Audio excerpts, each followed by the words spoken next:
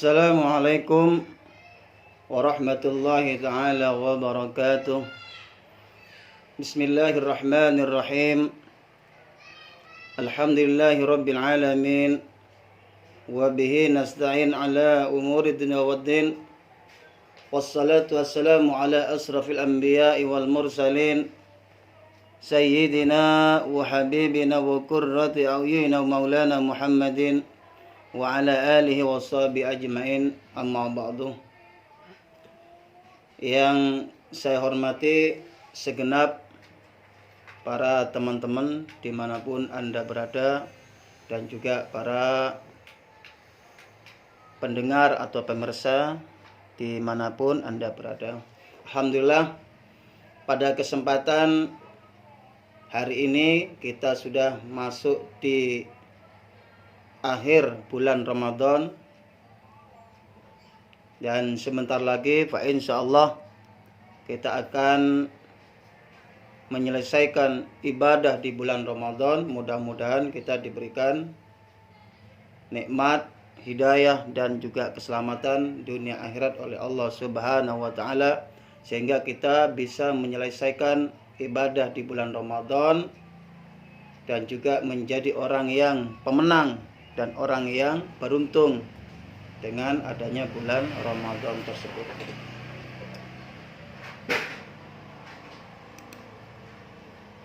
Dipungkiri atau tidak bahwa setiap kita ini mempunyai potensi untuk berbuat baik dan juga berbuat jelek. Tidak bisa kita mungkiri dan tidak bisa mengklaim bahwa siapapun seseorang bahwa dia akan melakukan kebaikan saja tanpa kejelekan, atau melakukan kejelekan saja tanpa kebaikan.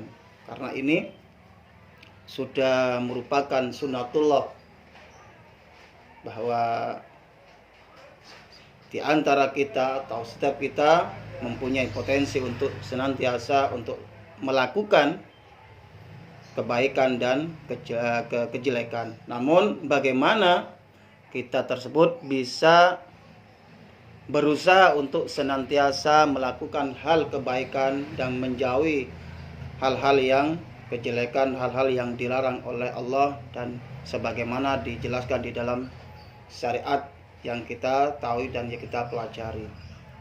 Oleh karena itu, karena apa yang akan kita kerjakan, amal ibadah yang kita kerjakan, sekecil apapun nanti akan kita terima, sekecil apapun nanti akan kita jumpai, sebagaimana firman Allah, "Faman ya'mal mithqala dzarratin khairan yarah, wa may ya'mal mithqala dzarratin syarran yarah." Sekecil apapun yang kita kerjakan, baik itu baik atau jelek, nanti kita akan menerima kita menerima atas apa yang telah kita kerjakan selama ada di dunia tersebut.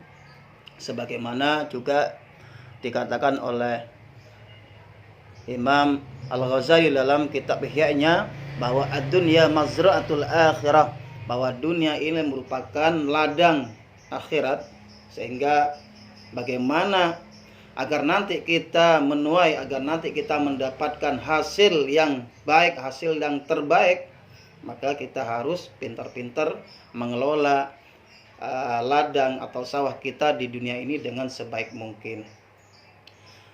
Dipungkir atau tidak bahwa kita juga bisa jadi, kata Allah, kita melakukan hal-hal yang kejelekan atau hal-hal dosa, walaupun itu dosa kecil. Dipungkir atau tidak, namun sebagaimana dibagi atau dikatakan oleh para ulama, bahwa dosa itu ada dosa kecil, ada dosa besar, ya. Dosa besar ada beberapa dosa besar dan juga ada beberapa dosa kecil. Dosa besar itu ada sebagian ulama mengatakan jumlahnya ada 7, dan juga sebagian lain mengatakan, bahkan sebagian lain mengatakan sampai jumlahnya 700, bahkan tidak ada jumlahnya. Begitu juga dosa-dosa kecil yang sering kali kita tanpa kita rasa, tanpa kita sadar akan hal tersebut, baik itu perbuatan atau ucapan, akan tetapi itu termasuk dosa-dosa kecil. Mudah-mudahan kita tidak terjerumus ke dalam dosa-dosa tersebut, baik itu dosa kecil atau dosa besar. Misalkan di dalam perkumpulan atau kita berteman dengan teman-teman, misalkan saling tidak menghargai satu dengan yang lain, itu sudah perbuatan yang tidak terpuji atau perbuatan dosa. Misalkan juga antara satu dengan yang lain itu adalah iri dengan apa yang dimiliki oleh temannya, itu sudah merupakan satu dosa.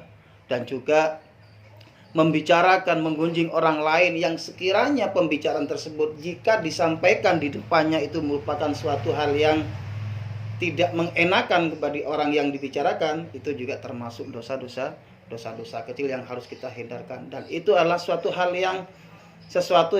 yang lumrah dan suatu yang hampir terbiasa di kalangan kita. Lebih-lebih ketika kita berkumpul antara satu dan yang lain, itu sering terjadi hal-hal tersebut. Iri antara satu dan yang lain, saling menggunjing, hasut, iri, dengki, tidak suka dengan perilaku teman kita, tidak suka dengan pendapat dengan teman kita, seakan-akan kita ingin menjatuhkan. Itu sudah termasuk hal-hal yang harus kita hindarkan, karena itu sudah termasuk perbuatan atau sifat yang tercela atau tidak terpuji, yang nantinya akan membuahkan sebuah dosa kepada si pelaku tersebut. Kemudian sebagaimana yang saya jelaskan tadi, bahwa dosa itu ada kalanya dosa besar dan juga ada kalanya dosa kecil. Dosa-dosa kecil itulah dosa-dosa yang seringkali ada di depan mata, seringkali ada di telinga kita, seringkali yang kita jumpai, yang tidak kita sengaja, namun kita terjerumus ke dalam dosa tersebut. Itulah beberapa hal-hal yang harus kita hindarkan. Pada intinya adalah bahwa perbuatan yang tidak terpuji, perbuatan yang tercela itu adalah apabila ucapan atau ungkapan itu kita sampaikan kepada orang yang bersangkutan secara langsung. Apabila perbuatan yang kita perbuat kita tunjukkan kepada orang yang kita perbuat secara langsung, sehingga dia tidak merasa enak, dia merasa terganggu dengan perbuatan kita, dengan ucapan kita, itu sudah termasuk perbuatan yang tidak tercela, dan itu sudah termasuk perbuatan yang tidak terpuji. Maka hal itulah yang termasuk bagian dari dosa-dosa kecil yang harus kita hindarkan. Jadi bagaimana bahwa ucapan yang kita sampaikan, baik itu di depan orang atau di belakang orangnya, perbuatan yang kita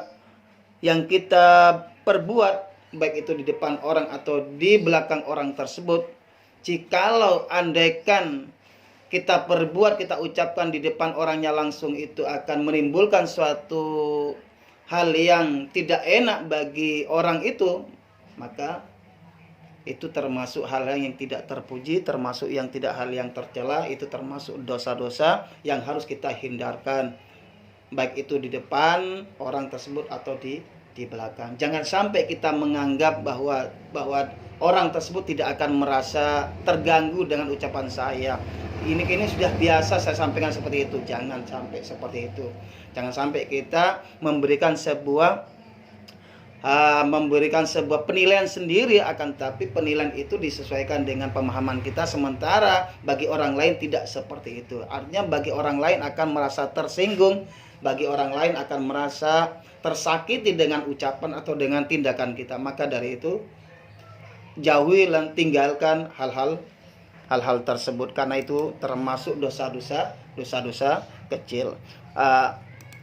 Kemudian perbuatan dosa, baik itu kecil, lebih-lebih dosa besar, karena itu merupakan sesuatu perbuatan yang tidak tercela, yang tidak terpuji. Perbuatan yang tercela atau tidak terpuji, baik itu ucapan atau tindakan, semuanya itu harus kita taubati, semuanya itu harus kita mintakan ampun lebih-lebih kepada Allah dan juga kepada yang bersangkutan, orang yang kita sudah kita buat sakit orang tersebut, orang yang sudah merasa sakit dengan ucapan atau dengan tindakan kita.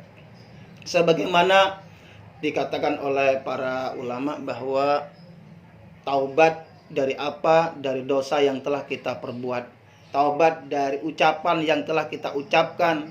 Taubat dari perbuatan yang kita perbuat.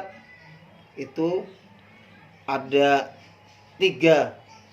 Yang keempat itu nanti ialah, yang pertama ialah bahwa taubat, bahwa kita betul-betul taubat merasa bersalah dengan ucapan, merasa bersalah dengan tindakan yang kita perbuat. Yang pertama ialah an-nadam. An-nadam itu bahwa kita merasa bahwa apa yang kita perbuat itu sudah salah. Kita menyesali apa yang kita sampaikan kepada orang lain tadi, bahwa cerita yang telah saya sampaikan kepada orang lain itu adalah suatu hal yang tidak baik. Kita merasa menyesali dengan hal tersebut.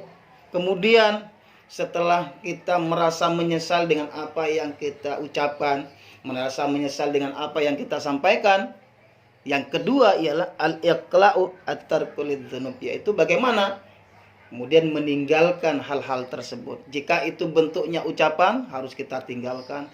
Jika bentuknya itu perbuatan, harus kita jauhi. Jangan sampai kita berbuat sesuatu kemudian kita taubat kemudian berbuat lagi. Jangan sampai seperti itu. Tapi bagaimana seharusnya, yaitu adalah kita melakukan kesalahan, kita melakukan dosa, walaupun itu dosa kecil, kemudian kita merasa menyesal terhadap perbuatan tersebut, kemudian kita menjauhi terhadap hal tersebut. Kemudian yang ketiga ialah ada sebuah keinginan yang kuat untuk tidak kembali terhadap apa yang telah kita perbuat, baik itu bentuk ucapan atau perbuatan. Jangan sampai setelah kita menyesali kemudian kita meninggalkan tersebut, akan tetapi masih ada sedikit harapan, masih ada sedikit tujuan atau maksud bahwa kita ingin mengulangi lagi atau ingin berbuat itu lagi. Jangan sampai seperti itu. Karena apa? Jika seperti itu nanti, maka penyesalan atau meninggalkan kita terhadap usaha itu sia-sia. Jadi ialah sebagaimana dikatakan tadi, bahwa taubat itu ialah kita menyesali terhadap apa yang kita kerjakan, baik itu ucapan atau tindakan, kemudian kita meninggalkan dosa tersebut, kemudian kita niat dengan mantap, dengan memang betul sungguh-sungguh niat bahwa kita tidak akan mengulangi, tidak akan berbuat itu lagi. Kemudian yang terakhir ialah apabila itu kaitannya dengan dosa tersebut, dengan kaitannya dengan sesuatu kewajiban kita dengan Allah, misalkan semangat segera kita laksanakan atau mengqadha.